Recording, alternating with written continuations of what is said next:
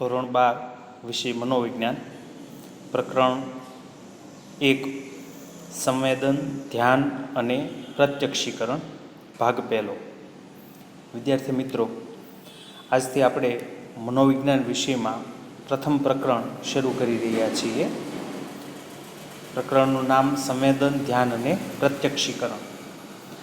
આ પ્રકરણ આપણે 3 વિભાગની અંદર ભણવાનું છે. પ્રથમ આપણે સંવેદન વિશે સમજશું, ત્યાર પછી ધ્યાન અને છેલ્લે પ્રત્યક્ષીકરણ. મિત્રો, આ પ્રકરણનું વેઇટેજ 12 માર્ક્સનું છે. એટલે કે બોર્ડની પરીક્ષાની અંદર આ પ્રકરણમાંથી 12 માર્ક્સના પ્રશ્નો પૂછાશે. આપણે મનોવિજ્ઞાનની અંદર જે 10 પ્રકરણો ભણવાના છે, એ 10 પ્રકરણોમાં જે વધુ વેઇટેજવાળા પ્રકરણો છે એમાં આ પ્રકરણનો સમાવેશ થાય છે. એટલે કે ઘણા બધા 12 માર્ક્સ જેટલા પ્રશ્નો આ પ્રકરણમાંથી બોર્ડની પરીક્ષામાં પૂછાશે. એવી સંભાવના પણ રહેશે કે આ પ્રકરણમાંથી એક સવિસ્તર સ્વરૂપનો 5 માર્કનો પ્રશ્ન પણ પૂછાય. તો એને ધ્યાનમાં રાખી અને આ પ્રકરણની તૈયારી સૌએ બરાબર રીતે કરવાની છે. સંવેદન, ધ્યાન અને પ્રત્યક્ષીકરણ, એમાં આજે આપણે સંવેદન વિશે સૌપ્રથમ સમજૂતી છે એ મેળવશું. વિદ્યાર્થી મિત્રો, આપણે અગાઉ જે ઓડિયો મૂક્યો હતો એમાં મનોવિજ્ઞાન વિશે પ્રારંભિક વાત આપણે કરી છે.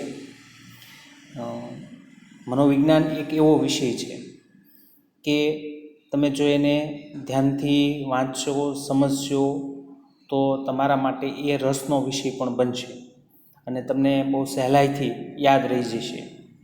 પણ તમે મનોવિજ્ઞાન વિષય અઘરો છે, યાદ રહેતું નથી, એવું વલણ રાખશો તો પરીક્ષામાં મુશ્કેલી પડશે.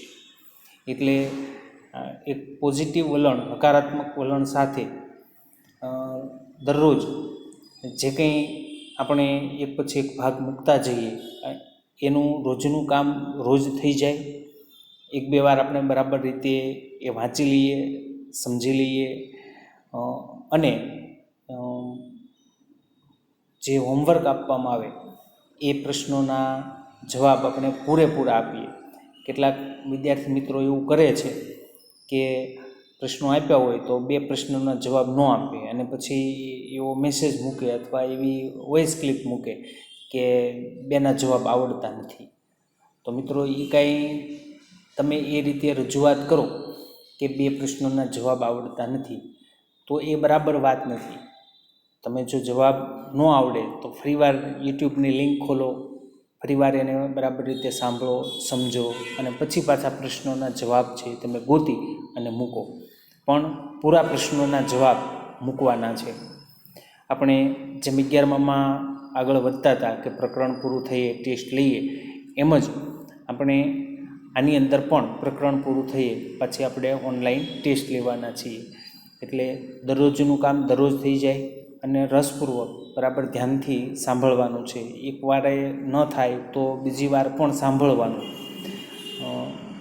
આપણે પ્રથમ ઓડિયો મૂક્યો તો એમાં વાત કરી હતી કે આ વખતે બોર્ડની પરીક્ષા લેવાની નથી, પણ આવતા વર્ષે એવું બિલકુલ થવાનું નથી. બોર્ડ પરીક્ષા લેશે જ. એટલે બરાબર રીતે ગંભીરતાથી આ કામ તમારે કરવાનું છે. તો આજે જોઈએ આપણે સૌથી પહેલું પ્રકરણ. શરૂઆતમાં પૂર્વ ભૂમિકા જોઈએ તો મનોવિજ્ઞાન હવે તમારા માટે નવો વિષય નથી. તમે 11મા ધોરણની અંદર મનોવિજ્ઞાન ભણીને આવો છો. તમે એમાં ભણ્યા છો કે મનોવિજ્ઞાનના અભ્યાસનું કેન્દ્ર બિંદુ એ માનવ વર્તન છે. મનોવિજ્ઞાન એ માનવીના વર્તનનો અભ્યાસ કરતું વિજ્ઞાન છે. અને મનુષ્ય જે વર્તન કરે છે એ વર્તન ઉપર ઘણા બધા પરિબળો અસર કરે છે. તો જે ઘણા બધા પરિબળો અસર કરે છે એમાંનું એક આપણું શરીર તંત્ર પણ છે કે જેના કારણે આપણા વર્તનોની અંદર જુદા જુદા ફેરફાર થાય. આપણા શરીરની રચના, એના કાર્યો, આપણે અનુભવતા જુદા જુદા સંવેદનો, વ્યક્તિએ એ સંવેદનનું કરેલું અર્થઘટન, આ બધું જ માનવ વર્તનને અસર કરે છે. આપણી આસપાસ પર્યાવરણની અંદર ઘણા બધા તત્વો રહેલા છે, ઘણા બધા ઉદ્દીપકો રહેલા છે. તો માણસ પોતાની આસપાસના જગતના અનુભવોની જાણકારી જ્ઞાનેન્દ્રિયો દ્વારા એ પ્રાપ્ત કરે છે. આપણે જે કંઈ જ્ઞાન પ્રાપ્ત કરીએ છીએ એ આપણે જ્ઞાનેન્દ્રિયો દ્વારા મેળવીએ છીએ. અને તમે એ જાણો પણ છો કે જ્ઞાનેન્દ્રિયો 5 છે: દ્રષ્ટિ, શ્રવણ, ગંધ, સ્વાદ અને સ્પર્શ. આ 5 જ્ઞાનેન્દ્રિયો છે. તો આ જ્ઞાનેન્દ્રિયો દ્વારા આપણે બાહ્ય જગતના અનુભવોની જાણકારી મેળવીએ છીએ. તો એને સંવેદન છે કહેવાય, એને સંવેદન કહેવાય. દાખલા તરીકે કોઈ અવાજ થાય અને આપણને એ સાંભળીએ એટલે આપણને અવાજનો અનુભવ થયો. શેનો અવાજ છે એ આપણે સમજ્યા, એ આપણે તાર્યું, તો એ પછી એનું અર્થઘટન છે એ થયું કહેવાય. સૌપ્રથમ તો આપણે જ્ઞાનેન્દ્રિયો દ્વારા અનુભવોની જાણકારી મેળવીએ છીએ, એ સંવેદન છે. પછી બાહ્ય જગતની અંદર, વાતાવરણની અંદર રહેલા ઘણા બધા ઉદ્દીપકોમાંથી આપણે અમુક પસંદગીયુક્ત ઉદ્દીપક ઉપર આપણે આપણી સમગ્ર માનસિક શક્તિને કેન્દ્રિત કરીએ છીએ. એને ધ્યાન કહેવાય. ઉદ્દીપક એવો શબ્દ વારંવાર આવે છે. તો ઉદ્દીપક એટલે જે ઉત્તેજિત કરે એ ઉદ્દીપક કહેવાય. આપણને જે પ્રતિક્રિયા કરવા પ્રેરે એ ઉદ્દીપક કહેવાય. એ પછી કોઈ વસ્તુ હોઈ શકે, કોઈ ઘટનાએ હોઈ શકે, કોઈ અવાજે હોઈ શકે. એ બધા જ ઉદ્દીપકો છે કહેવાય, જે આપણને કોઈ પ્રતિક્રિયા કરવા પ્રેરે, આપણને ઉત્તેજે આમ કરવા માટે. એ બધા જ ઉદ્દીપકો છે કહેવાય. તો આપણી આસપાસ આવા ઘણા બધા ઉદ્દીપકો રહેલા છે, પણ એકસાથે આપણે બધા ઉપર ધ્યાન આપી શકતા નથી. આપણે એમાંથી ચોક્કસ ઉદ્દીપક, આપણી જરૂરિયાતવાળું ઉદ્દીપક હોય એ પસંદ કરીએ છીએ અને એના ઉપર આપણે માનસિક શક્તિને એકાગ્ર કરીએ છીએ. તો એને ધ્યાન કહેવાય. દાખલા તરીકે તમે આ વિડીયો યુટ્યુબ ઉપર સાંભળી રહ્યા છો, તો તમારી આસપાસ ઘણી બધી ઘટનાઓ છે, બને છે. તમારી સામેથી કોઈ પસાર થાય છે, તમને કોઈ બીજો અવાજ સંભળાય છે, તો તમે એ બધા ઉપર ધ્યાન કેન્દ્રિત કરવાને બદલે આ વિડીયોની અંદર આવતો અવાજ છે એના ઉપર જ તમે તમારી સમગ્ર માનસિક શક્તિ કેન્દ્રિત કરશો. તો એને ધ્યાન કહેવાય. જગત વિશે વ્યક્તિ પોતાના ભૂતકાળના અનુભવો અને શિક્ષણને આધારે માનવી ઉદ્દીપકોનું અર્થઘટન કરી અને એ પ્રમાણે વર્તે છે. તો એને પ્રત્યક્ષીકરણ છે કહેવાય. આપણે ત્રણેયનો સામાન્ય અર્થ છે એ જોયું. વિગતે આપણે એક પછી એક જોવાના છીએ, પણ ત્યારે સામાન્ય અર્થ જોયો કે સંવેદન એટલે શું. તો જ્ઞાનેન્દ્રિયો દ્વારા આપણને જે ઉદ્દીપકનો અનુભવ થાય એને સંવેદન કહેવાય. ધ્યાન એટલે શું, તો કે માનસિક શક્તિઓનું એકાગ્ર કરવી. કોઈ એક બાબત ઉપર સમગ્ર માનસિક શક્તિને એકાગ્ર કરીએ, કેન્દ્રિત કરીએ, એને ધ્યાન કહેવાય. અને પ્રત્યક્ષીકરણ એટલે કે અર્થઘટન કરવું. એ ઘણા બધા પક્ષીઓ બોલતા હોય, તો એમાંથી આપણે જુદા જુદા અવાજો ઓળખીએ કે આ ચકલીનો અવાજ છે, આ કાગડાનો અવાજ છે, આ કોયલનો અવાજ છે. તો આપણે એ પ્રત્યક્ષીકરણ કર્યું, એનું અર્થઘટન કર્યું કહેવાય. અર્થઘટન એટલે અર્થ કરવો. તો આ ત્રણેય બાબતોના સામાન્ય અર્થ છે એ આપણે જોયા. અને આ પ્રકરણની અંદર આપણે આ ત્રણેય બાબતો, સંવેદન, ધ્યાન અને પ્રત્યક્ષીકરણ, એ વિગત સાથે છે એ આપણે જોવાની છે. સંવેદનનો અર્થ, એના પ્રકારો, ધ્યાનનો અર્થ, એનું સ્વરૂપ, એના લક્ષણો, એના નિર્ધારકો, પ્રત્યક્ષીકરણનો અર્થ, એની પ્રક્રિયા, પ્રત્યક્ષીકરણમાં સંગઠનના નિયમો, ઊંડાઈ અને અંતરના પ્રત્યક્ષીકરણની વિગતો. આ બધી બહુ ઊંડાણપૂર્વક આપણે આ ત્રણેય બાબતો વિશે સમજૂતી મેળવવાની છે. આજના ભાગની અંદર, પ્રથમ ભાગની અંદર આપણે સંવેદન વિશે સૌ પ્રથમ છે એ સમજશું અને સંવેદનના પ્રકારો જોઈશું. તો સૌપ્રથમ સંવેદન. તો સંવેદન કોને કહેવાય? તો આપણે પૂર્વ ભૂમિકામાં જ એનો પ્રારંભિક અર્થ છે એ જોયો કે સંવેદન એટલે જ્ઞાનેન્દ્રિયો દ્વારા થતો ઉદ્દીપકનો અનુભવ. તો આપણે જ્ઞાનેન્દ્રિયો પણ જોઈ ગયા કે 5 જ્ઞાનેન્દ્રિયો છે: દ્રષ્ટિ, શ્રવણ, ગંધ, સ્વાદ, સ્પર્શ. તો એના દ્વારા આપણને કોઈ ઉદ્દીપકનો અનુભવ થાય તો સંવેદન થયું કહેવાય. દાખલા તરીકે આપણને કોઈ સ્પર્શ કરે, આપણી ચામડીને, આપણા હાથને કોઈ અડે, તો એ ત્વચા સંવેદન થયું કહેવાય, સ્પર્શ સંવેદન થયું કહેવાય. એના દ્વારા આપણને અનુભવ થયો કે કોઈક આપણને સ્પર્શ કરે છે. કોઈ દ્રશ્ય જોઈએ તો એ દ્રષ્ટિ સંવેદન છે કહેવાય. કોઈ અવાજ સાંભળીએ તો એ શ્રવણ સંવેદન છે કહેવાય. તો સંવેદન એટલે જ્ઞાનેન્દ્રિયો દ્વારા થતા ઉદ્દીપકનો અનુભવ. હવે આ સંવેદન કઈ રીતે થાય? તો કોઈ પણ પ્રકારના બાહ્ય ઉદ્દીપકની અસર માણસની જ્ઞાનેન્દ્રિયો ઉપર થાય અને એના કારણે આંતરવહી તંતુઓ ઉત્તેજાય અને ત્યાંથી એક ચોક્કસ સંદેશ નીકળે, એ મગજના એક ચોક્કસ ભાગ સુધી પહોંચે અને આપણને સંવેદનનો અનુભવ થાય. તો સંવેદનની આખી જે પ્રક્રિયા છે એ આ રીતે થાય છે કે કોઈ પણ ઉદ્દીપકની અસર માણસની જ્ઞાનેન્દ્રિયો ઉપર છે થાય. આપણે જે 5 જ્ઞાનેન્દ્રિયો જોઈ તો એની ઉપર થાય. એના કારણે આંતરવહી તંતુઓ ઉત્તેજાય. એ ઉત્તેજાવાને કારણે મગજના ચોક્કસ ભાગ સુધી એક સંદેશો પહોંચે અને એના કારણે આપણને સંવેદનનો અનુભવ થાય. હમણાં આપણે સ્પર્શ સંવેદનની વાત કરી, તો કોઈ તમારા ત્વચા ઉપર, હાથ ઉપર અડે તો શું થાય? તો ચામડીની નીચે રહેલા જે આંતરવહી તંતુઓ છે એ ઉત્તેજાય અને ત્યાંથી એક સંદેશ રવાના થાય. એ ક્યાં પહોંચે? મગજની અંદર. મગજની અંદર પણ ગમે ત્યાં નહીં, દરેક સંવેદન માટે મગજના જુદા જુદા ભાગ જવાબદાર હોય છે. એ ત્યાં સુધી પહોંચે અને એના કારણે આપણને સંવેદનનો અનુભવ છે એ થાય. તો સંવેદનની આખી જે પ્રક્રિયા છે એ આ રીતે થાય છે. આપણે પછી સંવેદનના પ્રકારો જોઈશું ત્યારે દરેક સંવેદન આપણને કઈ રીતે થાય છે, દ્રષ્ટિ સંવેદન કઈ રીતે થાય, શ્રવણ સંવેદન કઈ રીતે થાય, એની આખી પ્રક્રિયા આપણે વિગત સાથે ત્યારે સમજશું. તો આ આપણે સંવેદનનો ટૂંકો અર્થ જોયો, જ્ઞાનેન્દ્રિયો દ્વારા થતા ઉદ્દીપકનો અનુભવ અને સંવેદન કઈ રીતે થાય એ વાત આપણે સમજ્યા. હવે સંવેદનનો વિસ્તૃત અર્થ પણ આપણે સાથે છે એ જોવાનો છે. પરીક્ષામાં પૂછાય કે સંવેદન એટલે શું, તો આપણે બંને અર્થ લખવાના છે.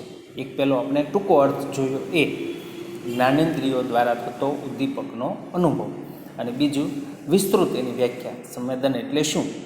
તો સંવેદન એ સભાન અવસ્થામાં સર્જાતું એવું પરિવર્તન છે કે જે ચેતાતંતુઓની અસાધારણ ઉત્તેજના મગજમાંના સંવેદન વિસ્તાર કેન્દ્રો સુધી પહોંચવાથી ઉત્પન્ન થાય છે.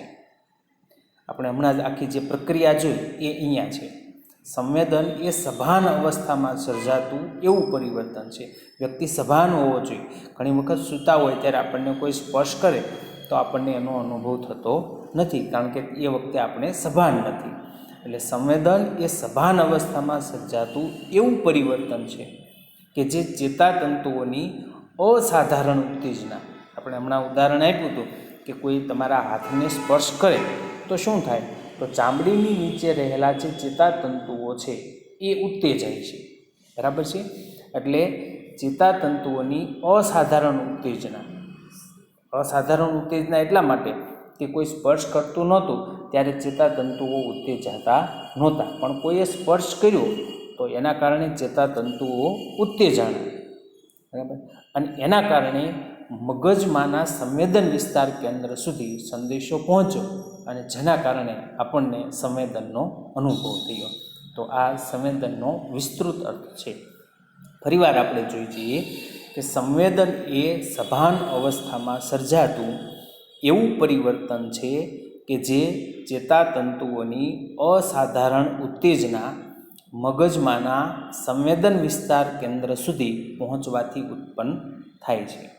તો સંવેદનનો અર્થ જોયા પછી હવે આપણે જોવાના છે સંવેદનના વર્ગો. તો સંવેદનના અનુભવોની વિશેષતાને ધ્યાનમાં લેતા સંવેદકોને 3 વર્ગોની અંદર વહેંચવામાં આવે છે. આ 3 વર્ગો પણ બરાબર રીતે યાદ રાખવાના છે. સંવેદનના 3 વર્ગો: 1 બાહ્ય સંવેદક, 2 શરીર સંવેદકો અને 3 આંતરિક સંવેદકો. તો સંવેદકોના 3 વર્ગો થયા: બાહ્ય સંવેદકો, શરીર સંવેદકો અને આંતરિક સંવેદકો. હવે આપણે એક પછી એક 3 જોઈએ. તો સૌપ્રથમ બાહ્ય સંવેદક વિશે વાત કરીએ. તો બાહ્ય પર્યાવરણની અંદર રહેલા જુદા જુદા ઉદ્દીપકો એ બધાનો સમાવેશ બાહ્ય સંવેદકની અંદર થાય. દાખલા તરીકે પ્રકાશ, ધ્વનિ એટલે કે અવાજ, ગરમી, ઠંડી, સ્પર્શ, દબાણ, ઉપરાંત જુદા જુદા રસાયણો, આ બધામાં ફેરફાર થતાં આપણી જ્ઞાનેન્દ્રિયો ઉત્તેજાય છે, એ જ્ઞાનેન્દ્રિયોને ઉદ્દીપ્ત કરે છે અને એના પરિણામ સ્વરૂપે આપણને જુદા જુદા સંવેદનનો અનુભવ થાય છે. આપણને ગરમીનો અનુભવ થાય છે, ઠંડીનો અનુભવ થાય છે. તો આ બધા બાહ્ય સંવેદકો છે જે વાતાવરણની અંદર રહેલા છે, આપણા શરીરથી બહાર રહેલા છે, એટલે એ બાહ્ય સંવેદકો છે. તો બાહ્ય સંવેદકો એટલે બાહ્ય પર્યાવરણની અંદર રહેલા જુદા જુદા ઉદ્દીપકો, જેવા કે પ્રકાશ, ધ્વનિ, ગરમી, ઠંડી, સ્પર્શ, દબાણ, ઉપરાંત જુદા જુદા રસાયણોમાં થતા ફેરફારો આપણી જુદી જુદી જ્ઞાનેન્દ્રિયોને ઉદ્દીપ્ત કરે છે અને એના પરિણામ સ્વરૂપે આપણે વિવિધ સંવેદનોનો અનુભવ થાય છે. તો સંવેદનના 3 વર્ગોમાં એક વર્ગ બાહ્ય સંવેદકો વિશે આપણે વાત પૂર્ણ કરી. હવે બીજું શરીર સંવેદકો. જો પહેલો આપણે જોયું એ બહાર છે, આ શરીર સંવેદક છે, એ શરીરની અંદર છે. તો જેમ બાહ્ય વાતાવરણના ઘટકોને કારણે આપણને સંવેદનો થાય છે, એવી જ રીતે આપણા શરીરની અંદર રહેલા જુદા જુદા આંતરિક અવયવો, એની રચના પણ જુદા જુદા પ્રકારના સંવેદનો માટે જવાબદાર હોય છે. દાખલા તરીકે દ્રષ્ટિ સંવેદન એટલે કે આંખ. તો દ્રષ્ટિ સંવેદનનો અનુભવ આપણને શું કામ થાય છે? તો દ્રષ્ટિ સંવેદનની અંદર આંખની અંદર રહેલા સળઈ કોષો અને શંકુ કોષો, એની ઉત્તેજનાને કારણે આપણને દ્રષ્ટિ સંવેદન થાય છે, એટલે કે આપણે જોઈ શકીએ છીએ. તો દ્રષ્ટિ સંવેદન માટે સળઈ કોષો અને શંકુ કોષોની ઉત્તેજના જવાબદાર છે. એવી જ રીતે શ્રવણ સંવેદન માટે સૂક્ષ્મ વાળ કોષો જવાબદાર હોય છે. આ બંને શરીરના અંદરના અવયવો થયા. તો એ શરીર સંવેદકો કહેવાય કે આપણને જુદા જુદા અનુભવો થાય છે, સંવેદનો થાય છે. તો એના માટે શરીરની અંદર રહેલા કેટલાક આંતરિક અવયવો જવાબદાર હોય છે. એ બધા આંતરિક અવયવોને શરીર સંવેદકો કહેવાય. 2 ઉદાહરણ આપણે જોયા. દ્રષ્ટિ સંવેદન માટે સળઈ કોષો અને શંકુ કોષોની ઉત્તેજના, અને શ્રવણ સંવેદન માટે સૂક્ષ્મ વાળ કોષોની ઉત્તેજના.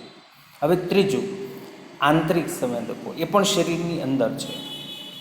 આંતરિક સંવેદકોની અંદર શરીરની અંદરના આંતરિક અવયવોની અંદર જે ફેરફાર થાય એના કારણે કેટલાક સંવેદનોનો અનુભવ થાય છે. દાખલા તરીકે હોજરી ખાલી થવાય એટલે ભૂખનો અનુભવ થાય. આપણે ઘણી વખત એમ કહીએ કે પેટમાં ઉંદરડા બોલે છે, તો અંદર જે ગુરુડ ગુરુડ અવાજ આવે એ એમ બતાવે કે ભૂખ લાગી છે. તો એ આંતરિક સંવેદક છે થયું. ગળામાં શોષ પડે એટલે તરસ લાગે. ફેફસા અથવા રક્તવાહિનીઓમાં ફેરફાર થાય તો ગભરામણનો અનુભવ છે થાય. તો આ બધા આંતરિક સંવેદકો છે કહેવાય. તો મિત્રો અહીંયા આપણે આંતરિક સંવેદકો છે એના 3 વર્ગો આપણે જોયા. 1 બાહ્ય સંવેદક, 2 શરીર સંવેદકો અને 3 આંતરિક સંવેદકો.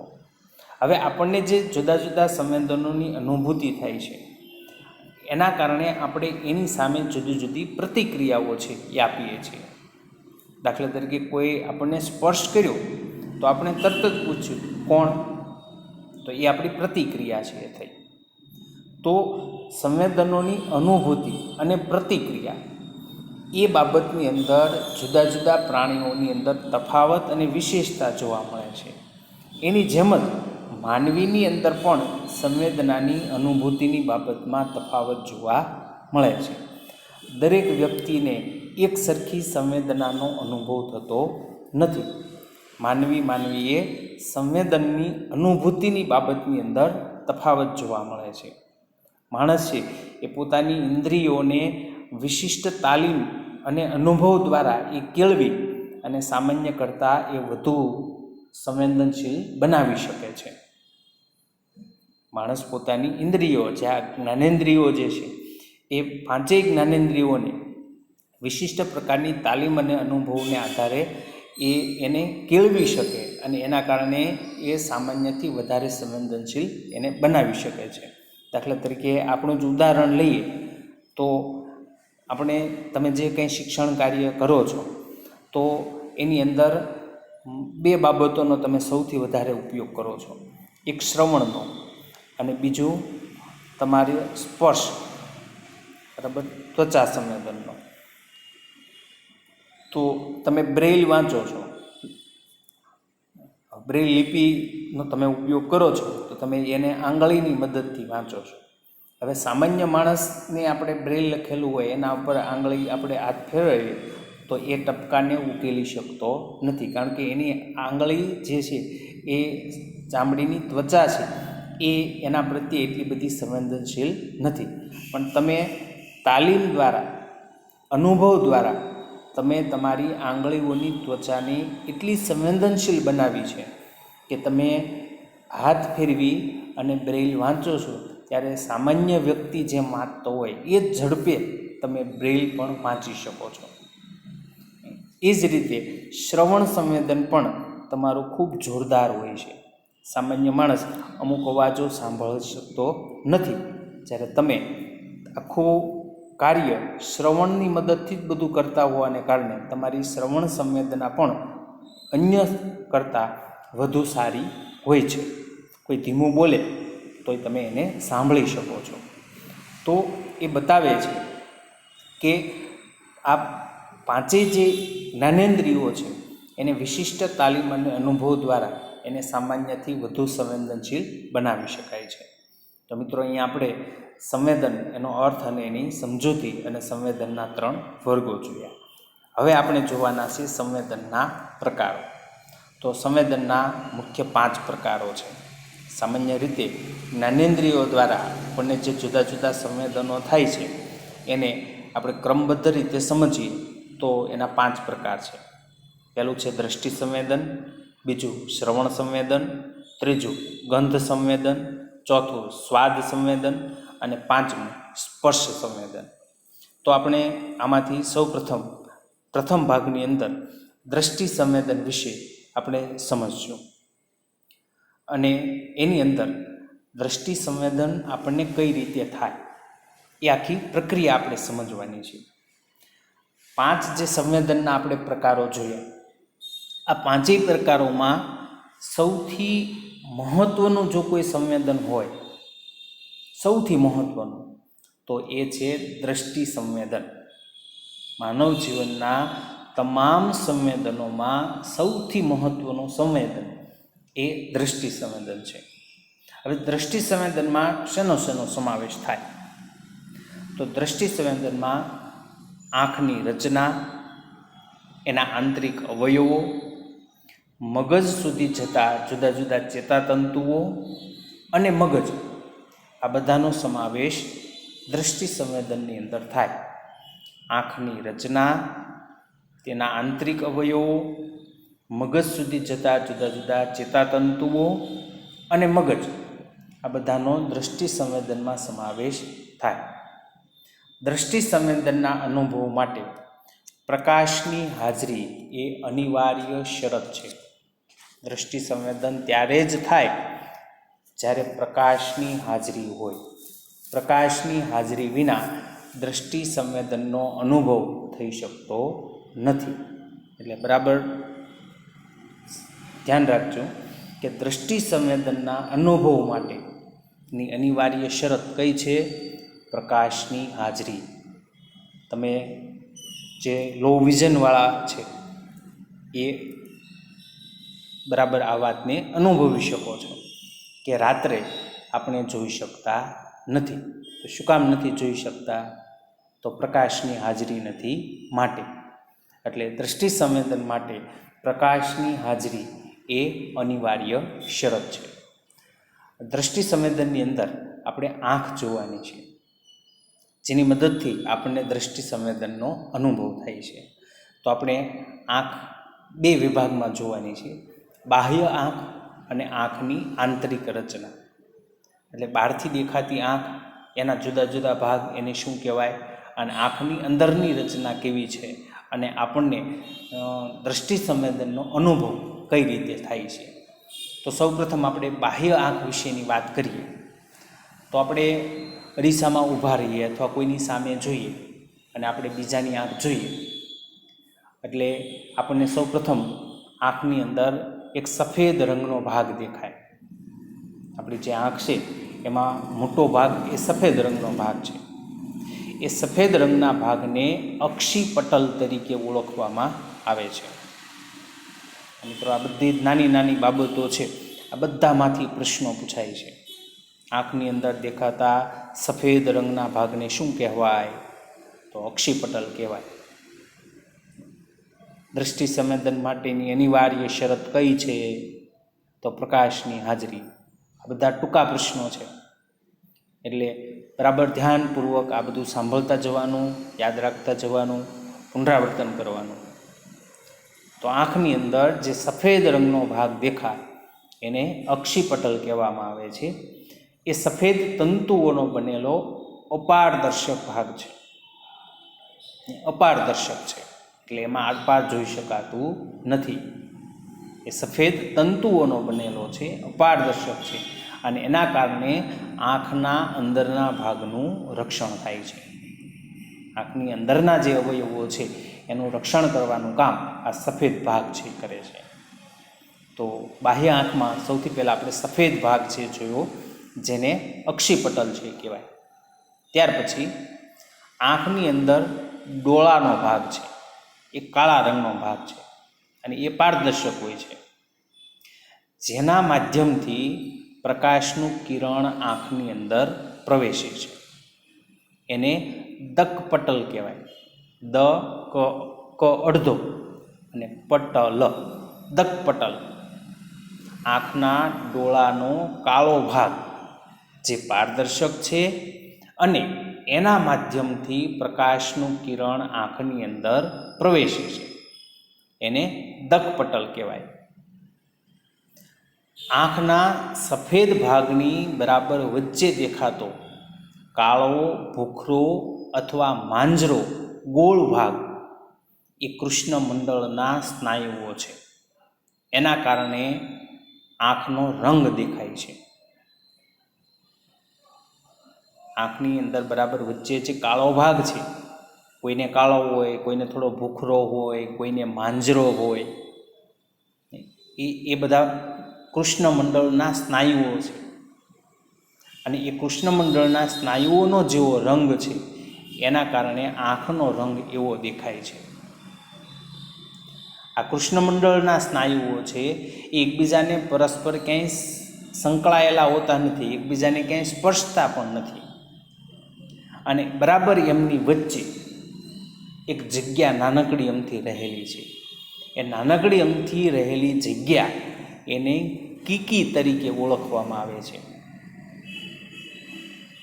વચ્ચે રહેલી નાનકડી જગ્યા કીકી એ કોઈ અવયવ નથી, એક માત્ર છિદ્ર છે, 1/8 ભાગનું, 1/8, 1/8 ઇંચનું છિદ્ર છે, જેને આપણે કીકી તરીકે ઓળખીએ છીએ. તો મિત્રો, આ આંખની બાહ્ય રચના આપણે છે જોઈ. ફરી વખત અગત્યની બાબતો આપણે પાછા એક વખત પુનરાવર્તન કરીએ તો આંખની અંદર દેખાતો સફેદ રંગનો ભાગ એને કહેવાય અક્ષિપટલ. આંખની અંદર ડોળાનો કાળો ભાગ એને આપણે કહીએ દકપટલ. અને એ કાળો ભાગ જે છે એ કૃષ્ણમંડળના સ્નાયુઓ છે. એ કૃષ્ણમંડળના સ્નાયુ વચ્ચે રહેલી જગ્યા એને આપણે કીકી કહીએ છીએ, અને એ 1/8 ઇંચનું છિદ્ર છે. તો મિત્રો, આ આંખની બાહ્ય રચના થઈ. હવે આપણે જોઈએ આંખની આંતરિક રચના, અને આપણને દ્રષ્ટિ સંવેદન કઈ રીતે થાય છે, આપણે કઈ રીતે જોઈ શકીએ છીએ, તો એ આખી પ્રક્રિયા જોઈએ. તો દ્રષ્ટિ સંવેદન માટે સૌ પ્રથમ પ્રકાશનું કિરણ દકપટલમાંથી કીકી, ત્યાંથી નેત્રમણીમાંથી પસાર થાય, નેત્રમણીમાંથી નેત્રપટલના ચોક્કસ ભાગ સુધી પહોંચે, અને ત્યાંથી દ્રષ્ટિ ચેતા મારફતે વસ્તુનું પ્રતિબિંબ મસ્તિષ્ક છાલના પશ્વખંડમાં આવેલા દ્રષ્ટિ સંવેદન વિસ્તારની અંદર પહોંચે છે, અને જેના કારણે આપણને દ્રષ્ટિ સંવેદનનો અનુભવ થાય. આખી પ્રક્રિયા છે મિત્રો, આ બરાબર રીતે યાદ રાખવાની છે. સૌપ્રથમ શું થાય?